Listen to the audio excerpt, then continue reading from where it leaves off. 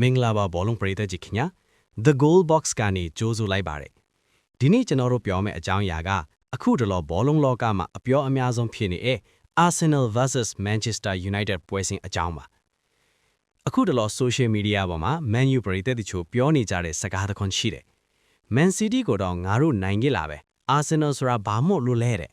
ဒီစကားကိုကြားတဲ့အချိန်မှာကျွန်တော်မေးချင်တာတစ်ခုပဲရှိပါတယ်ခင်ဗျားတို့တကယ်ပဲ Manchester City equals to Arsenal လို့ထင်နေတာလား Man City ကိုနိုင်တာဟာ Arsenal ကိုနိုင်ဖို့အတွက်အာမခံချက်လို့ထင်နေရင်ခင်ဗျားတို့အကြီးအကျယ်အမှားကြီးမှားနေပါပြီဒီနေ့ podcast မှာကျွန်တော်ဘာကြောင့်ဒီလိုပြောရတယ်လဲဆိုတာကိုနီးဗျူဟာပိုင်းစိတ်ဓာတ်ပိုင်းနဲ့အစင်တန်းကွာခြားမှုတွေကိုအချက်အလက်နဲ့တကွာချပြသွားပါမယ်နောက်တစ်ခုက Man U ပရိသတ်တွေဖြစ်တဲ့ Dylan လို့လူတွေကပြောနေကြတယ်ငါတို့အတွက်တော့ဒီပွဲက free hit ပဲ Man City ကိုနိုင်ထားလို့ဖိအားမရှိဘူးတဲ့ခဏလေးပါဗျာ Man U လိုအသင်းကြီးတစ်သင်းက Arsenal နဲ့ပွဲကိုရှုံးလဲကိစ္စမရှိဘူးဆိုတဲ့စိတ်ဓာတ်နဲ့ချင်းကပ်တာဟာထင့်တော်ရဲ့လား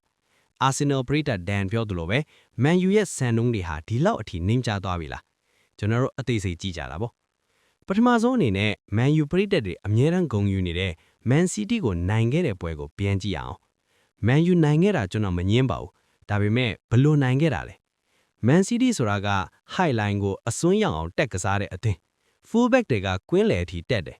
Man United counter ကိုအထီးကထားကစားသွားတယ်ဒါဟာ Man U ရဲ့ system ကောင်းလို့နိုင်တာထက် Man City ကသူတို့ရဲ့နောက်တန်းမှာအပေါက်ကြီးတွေကိုယ်တိုင်ဖွင့်ပေးသွားလို့နိုင်ခဲ့တာပါဒါပေမဲ့ Arsenal ကိုကြည့်လိုက်ပါ Arteta ရဲ့ Arsenal က Man City လို့ပေါ်ပေါ်ဆာဆာမကစားဘူးသူတို့မှာ risk management ရှိတယ်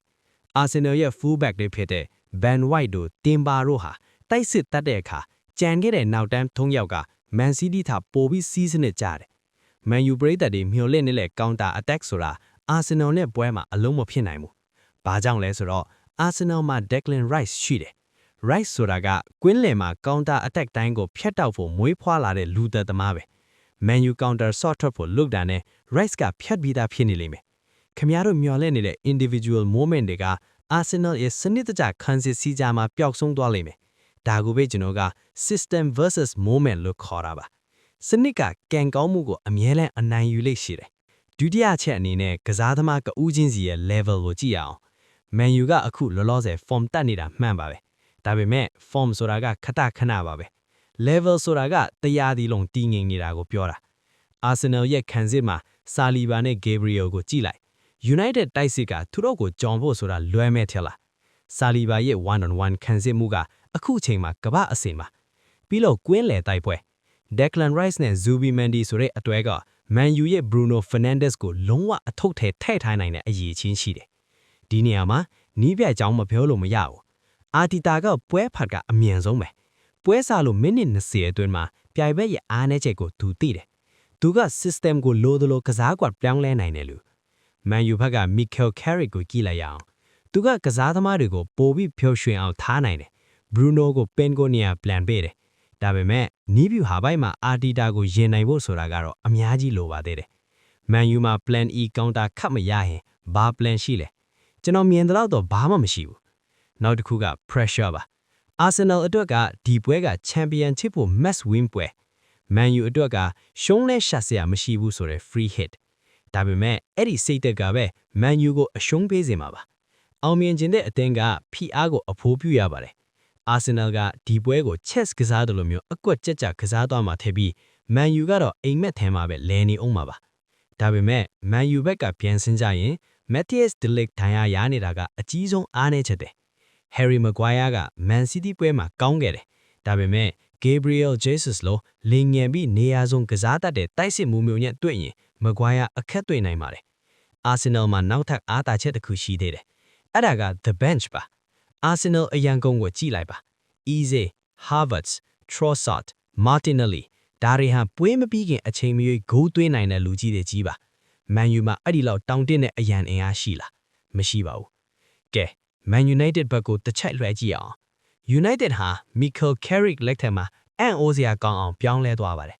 အရင် Emery လက်ထက်ကကွင်းလယ်ကဟာကွက်ကြီးဖဲနေတာဘယ်အသေးရှိ Man U ရဲ့ကွင်းလယ်ကိုအလွဲတကူဖြတ်ကျော်သွားနိုင်တယ်ဒါပေမဲ့ Carrick ရောက်လာတဲ့အခါသူဘာလုပ်လိုက်တယ်လဲ experience plus youth အတွေ့အကြုံရှိတဲ့ Casemiro နဲ့လူငယ်သွေးတစ်မိန်နူးကိုတွဲဖက်လိုက်တယ် ဒါကကွင်းလေကိုပြန်လဲထိန်းချုပ်နိုင်စေတယ် The Bruno Row Bruno Fernandes ကိုသူ့ရဲ့ပင်ကိုနေရာချက်တဲ့တိုက်စစ်ကွင်းလေနေရာနံပါတ်10နေရာကိုပြန်ပို့လိုက်တယ်ဒါကမန်ယူရဲ့တိုက်စစ်ကိုချက်ချင်းအတန်ဝင်သွားစေတာ Simple logic Carrick ကနီးပြူဟာဘိုင်းကိုအစွန်းရောက်အောင်မလုပ်ဘူး